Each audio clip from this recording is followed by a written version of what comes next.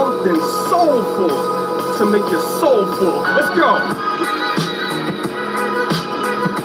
I kind of like this right here. Yeah.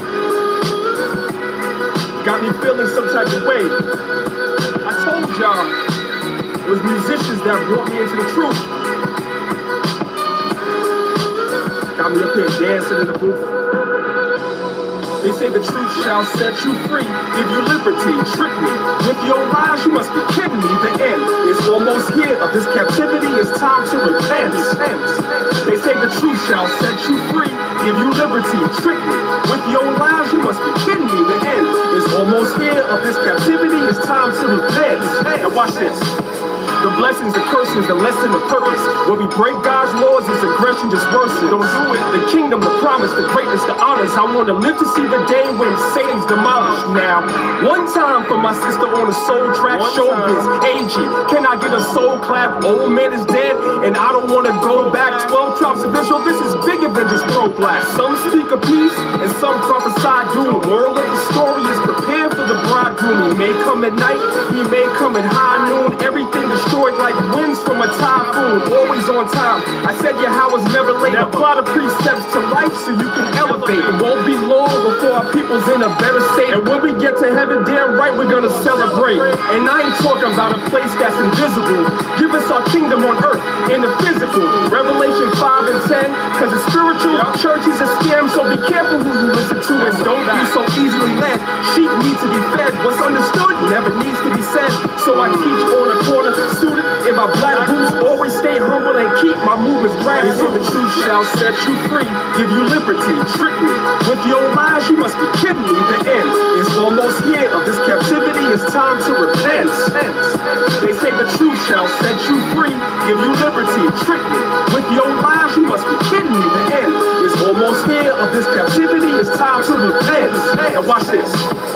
Laws and commandments discovered on fragments from the Dead Sea, hidden in caves. We're not physics and slaves, a hero, a villain, our women, our children, the nation we're building. Hey, shalom, shalom to the family, shalom, brothers and sisters. What's going on? It's your brother, Priest Danyaahla, Maccabeestv, Maccabees Alliance Council, Alliance of Israel. Just doing another drive time show. It's been a while since I did one of these joints. So, you know, like I always say, it's really early in the morning. It's like just about 4 o'clock almost, East Coast time. So I'm driving down. I can listen to the radio if I want to, which I usually do. But I say, you know, sometimes I could talk to the family too. And those that are meant to hear what I have to say could catch it on the rebound. See, I can see I'm on my way to work. Like I always say, I get up really early and try to beat traffic. I have about an hour and a half each way.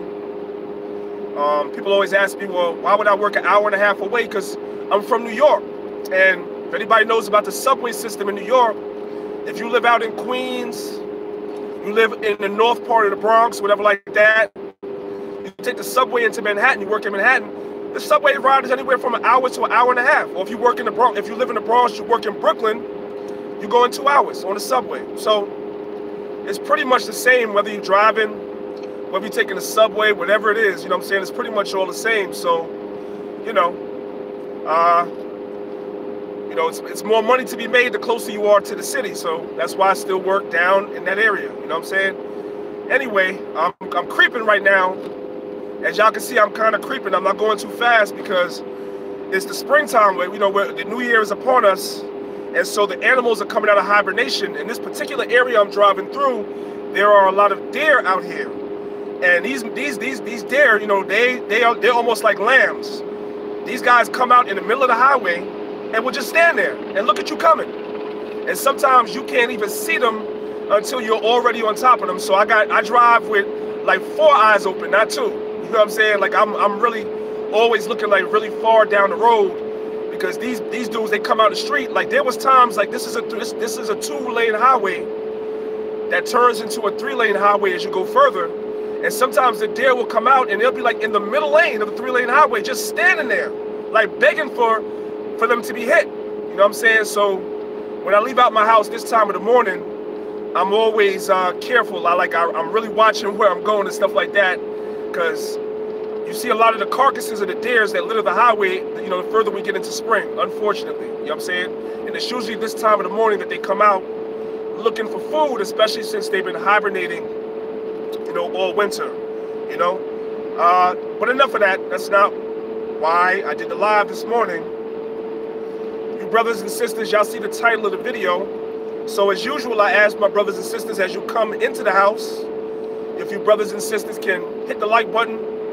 What that does is it puts the video up higher in the queue so that people that are logging on to YouTube now and later will actually see that we're live and be able to click on the video and join in with the conversation that we're about to have. I'm not going to spend a whole hour and a half with you, brothers and sisters. I just wanted to say a few words of encouragement to you, brothers and sisters, and hopefully you can get something from what I'm about to say. So I'm not here to talk about Nipsey Hussle, the rapper, and you know, I'm not here to argue about that, right? Everybody knows what happened. He was shot and killed yesterday in Los Angeles, or I should say night before last in Los Angeles. He was shot and killed. Everybody knows about that, and that's been probably one of the most trending topics that's been talked about the last 24 hours. And Israelites, as usual, or I should call them arguelites, that's what I call them, as usual, that love to argue, have found yet another subject that we can argue about for the next 7 days to 10 days to 30 days, however long you're going to be arguing about the subject.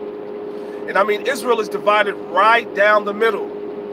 People are arguing about whether he was still into some nigger stuff or whether he was into some positive stuff or whether he was doing both. So everybody's arguing about that. I'm not arguing about that. That's not really relevant to, I'm going to let brothers and sisters, y'all can argue about that. Then you have brothers that are split down the middle, whether he's an Israelite. You got some Israelites that are saying, oh, he's an Israelite. Because scattered Israelites are in Cush, Ethiopia, pursuant to the book of Acts, the 2nd chapter, as well as other passages. Then you have other people that are saying he's not an Israelite because he's from Eritrea. The Eritreans are basically from the Cushite line, so he's a Cushite, right? Now, I'm not here to argue about that either. Why? Because we as Israelites understand that we don't go by phenotype. We don't go by phenotype. We don't go by how somebody looks alone. That's why, and how we know that we're not supposed to do that, the Messiah said what? He said, let the wheat and the chaff grow together. In the end, the Most High is going to send forth the reapers, which are the angels, and the angels shall separate the wheat from the chaff. Because while you try to separate some wheat from some chaff, you might separate some wheat. So we don't have the spiritual eyes to look at someone's phenotype alone and conclude whether they're Israelites or not. We don't have the power to do that. I have that discussion with a lot of brothers and sisters a lot, and I know that a lot of brothers and sisters, that's a stumbling block for some of you, right? We cannot go by phenotype. Now, if my naked eyes, I'm gonna keep it all the way a stack with y'all, all the way 100. If my naked eyes were the judge, I saw his father. His father looks like daggone Haile Selassie, just with no hair. That's how he looks. His father looks like Haile Selassie with no hair and no mustache. That's from my naked eye. So if I were to use my naked eyes to judge, I would say, no, he's not an Israelite. But I don't know 100% for sure. And so I'm going to err on the side of letting the angels separate the wheat from the chaff. That's what I'm going to do. All right? Now, I saw a lot of posts, a lot of arguments. First of all, I myself posted something yesterday. And what I said was, the man got killed. Everyone knows that he was working on a documentary about Dr. Sebi. So I was like, I still wanted to see that, right? Now, I saw a lot of comments about that.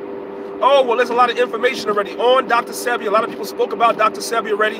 And that's true. That's 100% true. But you never know what this particular brother had in his documentary. Everybody has a little bit of flavor to add to the pot.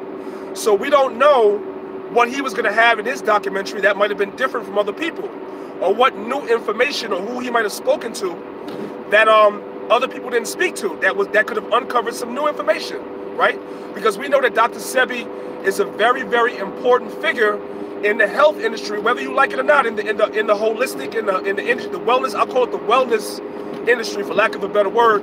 Dr. Sebi is a very important figure.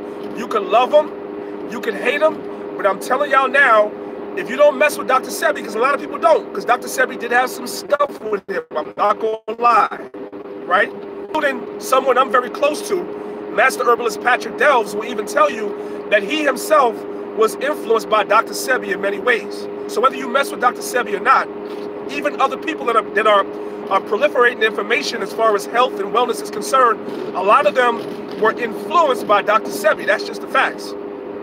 So I was interested in seeing the documentary for that reason, to see what I could glean from it. It's getting hot in here. Let me turn the heat down a little bit.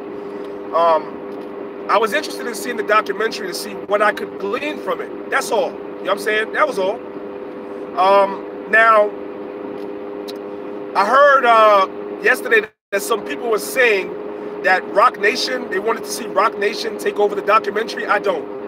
I really don't want to see Jay-Z take over the documentary. I'm sorry. Jay-Z is too compromised. So if the documentary that this brother was working on, you know, this man was working on, was compromised already, if Jay-Z get a hold of it, it's going to be even more watered down. That's my opinion. That's my opinion. It's just an opinion. That's all. It would be even more watered down if he do it than it might have already been. So, I mean, at the end of the day, if Rock Nation were hypothetically to put the documentary out, I would still watch it. I heard somebody say that Nick Cannon said that he was going to finish it. I don't know how true that is. You know how the internet is. People say a million things, and probably only 1% of what is said is actually true. If Nick Cannon was to do it, I would still watch it. Again, only because I'm trying to glean information. It's all about information. That's all it is. You know what I'm saying? And of all the things and the documentaries that he could have been working on, he could have been doing some nigga shit. Let's be real. He could have been doing another documentary about gangs for the 1 millionth time. Like, we don't have a million of those already. You know? He actually chose to do a documentary about something that can help people. You know? There's still a lot of people that don't know who Dr. Sebi was. That don't know who Dr. Patrick Delves is. That don't know who Dr. Layla Africa is, and the other people that's in the wellness industry. Many people, right? They don't know. They don't know who these people are. So he was opening up that particular information to a lot of people that don't know about it. So I still say it was a good thing, and I wanted to see it. And what brothers did was they came to my very innocent post about, you know, what's going to happen with the documentary, and of course they did what Israel does best, which was start arguing. You know, that's all they did, and that's all I saw on my timeline all day yesterday, right? But I did see one post that I wanted to talk about, which inspired this video that I'm doing right now. And that post was from one of the young captains that was in the Sakari camp. And I can't remember the post word for word, but the portion of the post that really stuck with me was he basically was telling Israel, excuse me, instead of arguing about Nipsey Hussle, you should be trying to outwork Nipsey Hussle. And I was like, you know what? To me, I sat back and I examined myself. And I said, you know what? I have to ask myself a profound question. I'm not asking myself whether he was an Israelite or not. I'm not asking myself whether he was gangbanging or he was positive. I'm asking myself about myself. Because the Bible says we have to examine ourselves. And I asked myself, have I or am I outworking that brother in the truth to reach my people? Am I doing more? Be remembered. Will I be remembered at all? Will the works that I'm doing even be remembered at all? And that's a question I have to ask myself based on the post the brother made. It was an excellent point. How are you going to be remembered? That's the question you need to ask yourself. Instead of worrying about somebody else, what they are or what they were doing, what we should be focusing on is doing the work and doing it 10 times harder than we're all doing it. That's every last one of us within the sound of my voice. That's where our focus is supposed to be, right? You have a lot of Israelites, right? I'm going to talk to some of y'all, and some of y'all are going to get mad, and I don't care. A lot of you anti-camp Israelites, right? You talk a lot of stuff. Yeah, you camps, you this, you that, you camps are evil. Like somebody came on the post yesterday about me asking about the documentary and started talking about camps. What the hell do camps have to do with this man being shot down in LA? Like, what do camps have to do with that? The answer is nothing. Nothing. But is never to argue and to talk mess. Never misses an opportunity.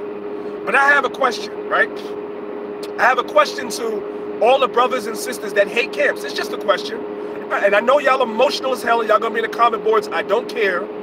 I have a question for you though. The Bible says in the book of Daniel chapter 12 verse 3, and I'm loosely paraphrasing, it says, and they which be wise shall shine like the firmament and shall turn many to righteousness. And shall turn many to righteousness. So here's the question I have for the individuals that don't mess with camps. Do you fit that criteria? Are you or have you turned many to righteousness through the works that you're doing? Only you and the Most High know whether that's true or not. A lot of times, a lot of brothers and sisters that are anti-camp, you spend so much time on comment boards of YouTube videos of camps that you hate. If somebody posts something on social media, whether it be Facebook or Instagram, you're in the comments talking whatever you're talking. But the question is, are you also doing the work with that same amount of vigor and fervor? That's the question. Are you turning many to righteousness through your works? And your works do not include arguing with camps. That's not the work. Are you turning many to righteousness? Whether you hate the camps or not, you'll be an absolute liar, and the truth would not be in you if you're going to sit there and say the camps are not turning tens of thousands of people to righteousness. And through the works that brothers are doing on the streets, on the front line, and posting videos with lessons and other works that brothers are doing that we don't see, many people are waking up to the fact that they're Israelites through the works of the camps. That cannot be denied. If you deny that, you are a liar and the truth is not in you. I'm not here to promote camps. Never have been. Anybody that knows me knows I don't promote mine.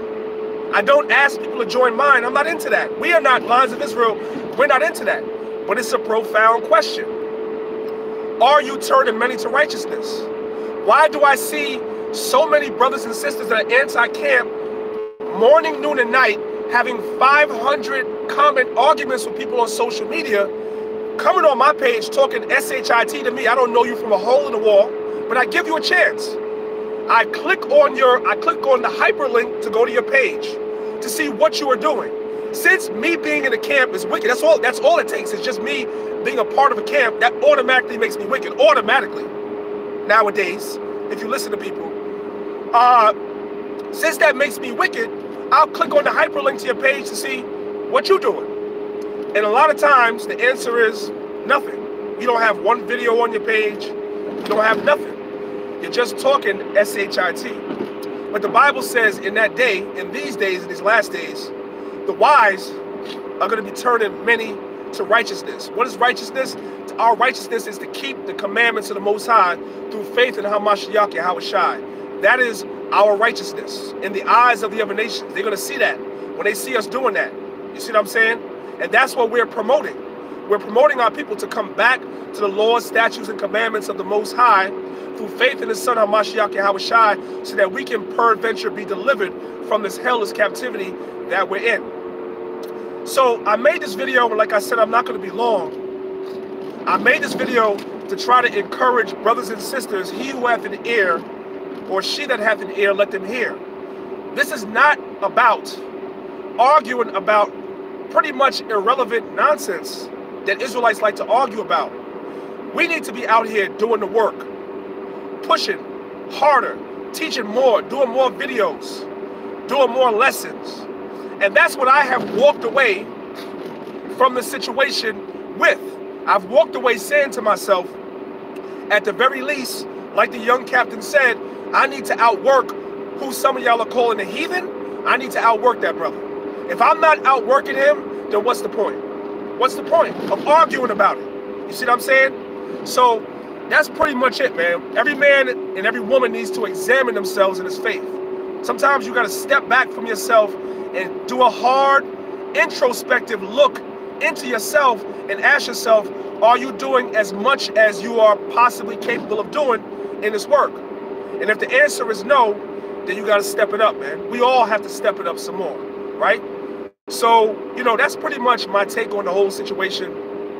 Just a couple of words of encouragement, and that's pretty much it. I'm about to be out of here. Like I said, I'm not going to make this video too long. Brothers and sisters that are interested, one last time, Passover, we're observing Passover in the tri-state area in New York, April the 18th. If you're interested in coming, you can give us a call, 877-53-LIONS, 877-53-LIONS. You can also hit me up on Facebook, Daniel Benjamin. I can give you the dates and the details. And if you're coming to the one in Cleveland, Ohio on the 19th, you can also hit me up as well. Or you can go to the website, I am Israel, the number 12, I am Israel, the number 12, and you can get your invitation, etc. there on the website. All right, so the Passover is coming up. We're going to have a blessed time, you know, the Spirit of the Most High. You know, this is a solemn assembly, a solemn gathering. You know, we're commemorating us being delivered from Egypt, and we're also commemorating what's going to happen, or looking forward to what's going to happen when we're delivered from this Egypt as well. All right, so that's pretty much it for your brother. I'm out of here. Hopefully everybody has a blessed day. You know, stay safe, be safe on your way to and from wherever you go. And I'll be back real soon. I wanted to do a PowerPoint on Sunday, but I didn't get around to it, concerning the Passover, particularly Exodus, the first chapter. There was some information in Exodus, the first chapter, that I go over every year, and I'm not going to be able to go over it at Passover. But I will say this to those of y'all that are listening, right? Israel did not leave Egypt in the 18th dynasty in the New Kingdom. That's not accurate information. Our Exodus was not out of Egypt in the New Kingdom. Israel exited Egypt in the Middle Kingdom. And I'm going to show you that. I've gone over this before, and I'm going to go over it again. Not sure when. Most I will. Maybe this upcoming Sunday. We'll see how it works out. But with that being said, I say peace and safety to the nation of Israel. And I'll talk to you brothers and sisters soon. And as I said before, I'll say again, on your way out, give your brother a thumbs up so the video can come up in other people's feed. And if you're not subscribed to Maccabeestv, make sure you hit the subscribe button and the notification bell so you can be notified when we go live. It's early in the morning. It's your brother Priest Dan. I'm going to throw in some music to stay awake. And I say shalom to y'all.